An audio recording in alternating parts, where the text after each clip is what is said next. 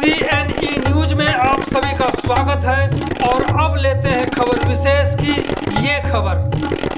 निष्पक्ष और निर्भीक पत्रकारिता के लिए आप सभी सहयोग करें। हरियाणा के पंचकुला जिले में कालका विधानसभा से कांग्रेस उम्मीदवार प्रदीप चौधरी के काफिले पर गोलियां चली हैं। शुरुआती रिपोर्ट में यह जानकारी मिल रही है कि प्रदीप चौधरी अपने किसी चुनावी कार्यक्रम में शामिल होने के लिए बरवाला की तरफ जा रहे थे, जहां रायपुर रानी क्षेत्र के भरौली गांव के निकट उनके काफिले पर अचानक गोलीबारी हुई। हालांकि इस हमले में प्रदीप चौधरी बाल बच गए।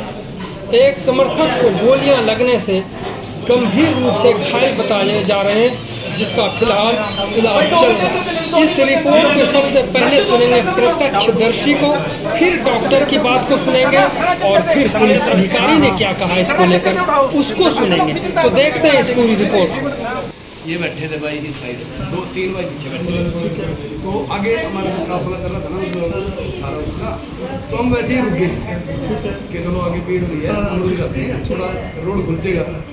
तो साथ ही साथ 2 लड़के आए और आते ही फायर चला दिए बाइक पे। 2 तो वो पैदल थे, एक तीसरा पीछे बाइक पे था। वो तीसरा बताया वहाँ के गाँव वालों ने कि 3 थे, एक बाइक वाला था पीछे। दोनों ने जब फायर चलाए तो मतलब एकदम जब पहली गोली लगी एकदम आवाज़ उठी तो हम डर गए एकदम क्या हुआ।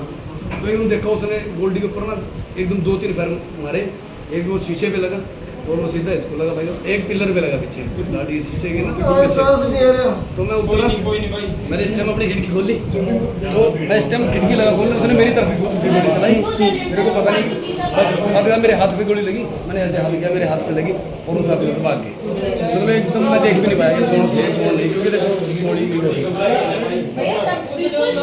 वो तो वहाँ पे भी गाँव वाले बताने लगे हमें कि 3 बंदे थे और पीछे कैमरा लगा हुआ है, वहाँ से फोटे लगे। तो गोल्डी भाई तो नीचे उतर गए, लोगों ने उतारा, लड़कों ने उतारा, उससे साइड में रखा इसे। तो फिर सबसे जनता इकट्ठी हुई, बस फिर मैं इसको भाई को बिठा के गाड़ी में साथ ही साथ निकल आया। आगे तो भीड़ थी, हम बैक। तो 3 लड़के तीनों इकट्ठे भाग गए वहाँ? हाँ, तीनों बाइक, एक तो पीछे बाइक पे था, 2 लोग उतारे हैं, हमने तो देखा नहीं कोई, 2 देखे मैं हमने बस, तीसरा 2 लोग उतारे। अभी हमारे पास 4 बजे के करीब एक गाड़ी में 2 पेशेंट्स आए थे।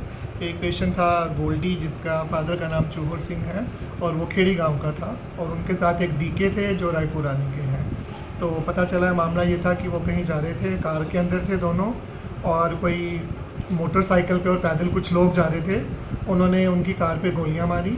उनकी कार के ऊपर गोलियों के निशान भी हैं, और जो गोल्डी है उसकी चेस्ट के अंदर लेफ़्ट साइड पे चेस्ट पे इंजरी भी है, और उस पर पूरी गोली का निशान भी है, जख्म भी है पूरा का पूरा, और उसको सांस लेने में काफ़ी कठिनाई आ रही थी।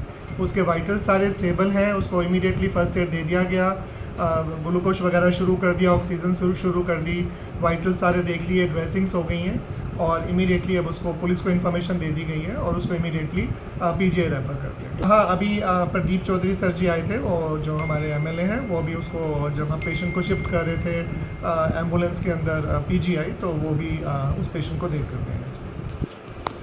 तो आज भरौली गांव में ये गोल्डी नामक एक व्यक्ति रुका हुआ था। तो एक पॉलिटिकल रैली जा रही थी, राजनीतिक जो रैली जा रही थी, वो आगे निकल गई थी। ये पीछे रुके हुए थे गांव में अपने दोस्तों के साथ, और इनके ऊपर 2 अनजान व्यक्तियों ने आके फायरिंग करी और एक आदमी ने गोलियां चलाई, 3 गोलियां चलाई। एक गोल्डी के कंधे पे लगी है और उनको पीजीआई ले जाया गया। और अभी जो हमारी सूचना आई है कि खतरे के बाहर हैं। गोल्डी खेड़ी गांव के रहने वाला है, और ये हमारे रायपुर रानी पुलिस स्टेशन का हिस्ट्री शीटर, मतलब बैड कैरेक्टर जो बीसी होते हैं, वो है। और इसके खिलाफ 30 मुकदमे माइनिंग के, अटेम्प्ट टू मर्डर 307 के और अन्य धाराओं में दर्ज हैं, और इसके खिलाफ पंजाब में भी मुकदमे हैं। तो अगर पुराने मुकदमों की रंजिश के कारण ये इंसिडेंट हुआ है, इस बारे में भी हम जांच कर रहे हैं। इसमें हमारी सीआईए टीम्स और रायपुर रानी थाने की टीम्स और क्राइम की सभी टीम्स लगी हुई हैं। देखिए, स्पेसिफिकली गैंग वॉर शब्द तो मैं नहीं इस्तेमाल करूँगी, क्योंकि अभी तक इसके साथ कौन है या कोई किसी पर्टिकुलर गैंग का एफिलिएट हो, ऐसी बात नहीं आई है। जैसा हम जानते हैं, कई बार गैंग वाली जब इंसिडेंट्स होते हैं तो कोई ना कोई गैंग इस चीज़ के बारे में कहता है। पर हाँ, ये कुछ माइनिंग एक्टिविटीज़ में कालका क्षेत्र में इन्वॉल्व था, और इसकी हिस्ट्री से भी जो भी पुराने मुकदमे हैं माइनिंग के, मतलब 30 में से आधे मुकदमे माइनिंग के ही हैं, आर्म्स एक्ट के, अवैध असलों के और फायरिंग के हैं। तो उस बारे में उस रंजिश के कारण हुआ ये भी हम देख रहे हैं। ये गांव बरौली गांव में रुके हुए थे और इनके दोस्त कुछ खाने के लिए, और उसी समय इनके ऊपर फायरिंग हुई है। CNE न्यूज के साथ बने रहने के लिए आप सभी का बहुत बहुत धन्यवाद।